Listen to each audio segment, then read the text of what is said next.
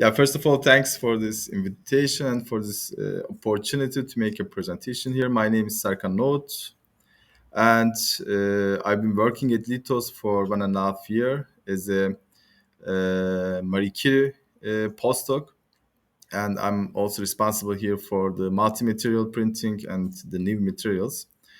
So today I'd like to talk about the LCM technology, what we can do for printing the multi-materials, and some new opportunities to provide functional grade ceramics and the main opportunities in electronics, how we can combine metal and ceramics with our process. So just a few words about the company. So Litos is the leader in the market leader in digital light processing based 3D printing of ceramic materials, and we have more than 140 employees in 4 different locations. And until now, uh, our partners, our customers bought some 140 machines from all over the world. And let me start with the so-called lithography-based ceramic manufacturing technology that was patented by Litos almost more than 11 years ago.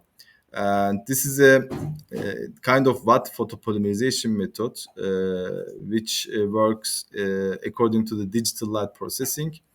And there's a photosensitive slurry inside the vat, and it's possible to cure the slurry at some desired positions. It's a bottom-up technology, bottom-up approach, which means that after printing each layer, the building platform moves upward. So this allows us to start a printing job with a very little amount of slurry, something like 15-20 grams of slurry is enough to start a printing process. And these are the 4 main steps of this LCM technology. First of all, as usual, you need a CAD design, and then it's possible to upload the STL files to our printer.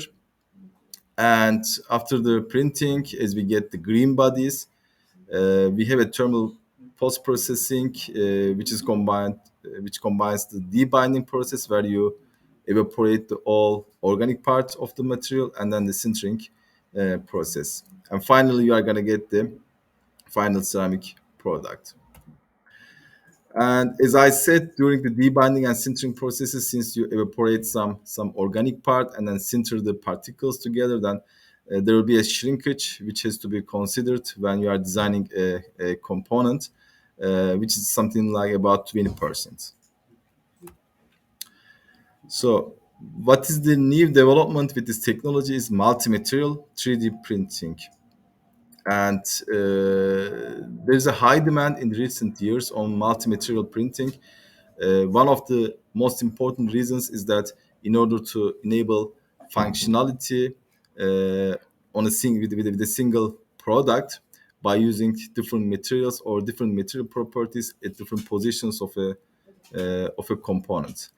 And these multifunctional or multi-material materials can be used in different application areas such as electronics, biomedical implants, aerospace, energy storage systems, and some chemical for some parts that are used in chemical processing. And this here you see the prototype of our multi-material machine on the left hand side, and it has the same working principle like the standard LCM machine.